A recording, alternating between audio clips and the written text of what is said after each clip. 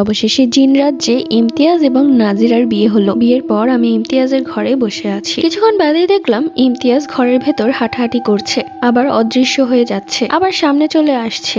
কিছুই বলছে না, শুধু হাঁটাহাঁটি করছে। এক পর্যায়ে বিরক্ত হয়ে মাথার ঘোমটা সরিয়ে বললাম, আপনি যে একটা গাধা সেটা আপনার মা ঠিকই বলে। বিয়ে করেছেন আমাকে, আমার কাছে এসে বসুন, আমার মাথার ঘোমটা তুলুন, এগুলো আপনাকে শিখিয়ে দিতে হবে?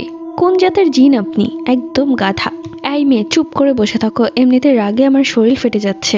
আমি অনেক বড় ভুল করে ফেলেছি। সেই দিন তোমার কাছে যাওয়া আমার একদমই ঠিক হয়নি। ইলিশ মাছের লোভে গিয়েছিলাম, আর সেই লোভে এখন আমাকে পস্তাতে হচ্ছে। ইস, এই জন্য কাঁদতে হয়? ঠেলা মেরে কথাটা বললাম। ঠিক তখনই ইমতিয়াজ জোরে জোরে কাঁদতে লাগলো আর বলল, তুমি আর কথা বলবে না আমার সাথে? তোমার নজর আগে থেকেই খারাপ ছিল। যখনই দেখেছো আমি সুন্দর তখনই আমাকে বিয়ে করতে চেয়েছো। তোমাদের মতো মেয়েদের নজর আমার খুব ভালো করে জানা আছে। তুমি হচ্ছে একটা লুচু মেয়ে। লুচু?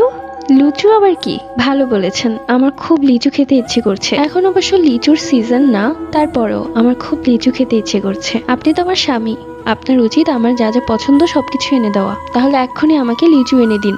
সাথে সাথে বড় একটি প্লেটে অনেকগুলো লিচু চলে আসলো আমার সামনে। আমি তো দেখে অবাক। আপনি সত্যি একজন ভালো স্বামী। এভাবে বউয়ের কথা শুনতে হয়, বুঝতে পেরেছেন? এই মেয়ে, এই লিচু আমি আনিনি, তুমি এনেছো। মানে কি বলতে চাচ্ছেন আপনি? আমার এত ক্ষমতা কোথায় যে আমি এতগুলো লিচু নিয়ে আসবো? ভুলে যাচ্ছ কেন? তুমি এখন জিনের বউ, তাই তুমি যে আদেশ করবে তাই তোমার সামনে চলে আসবে।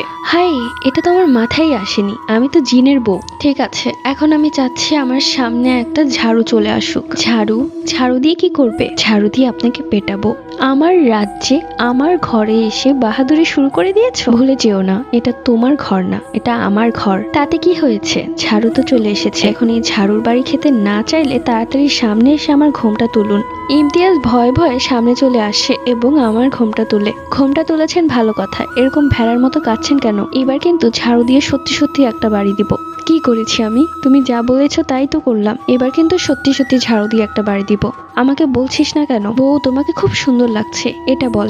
দিব কিন্তু, সত্যি সত্যি একটা বাড়ি দিব। না না, বলছি বউ, সত্যি তোমাকে অনেক সুন্দর লাগছে। ঠিক আছে, এবার দূরে সরে যান। প্রত্যেকদিন একটু একটু করে আপনাকে আমি শেখাবো কিভাবে একজন স্বামী স্ত্রী সুখে সংসার করে। ঠিক আছে, আপনি যা বলবেন মহারানী। আমি যে এতক্ষণ যাবত এখানে আছি, নিশ্চয়ই আমার মা আমাকে দেখতে না পেয়ে বাড়ি মাথায় উঠিয়ে ফেলেছে। জানতো, একটু দেখে আসুন আমার মা এখন কি করছে।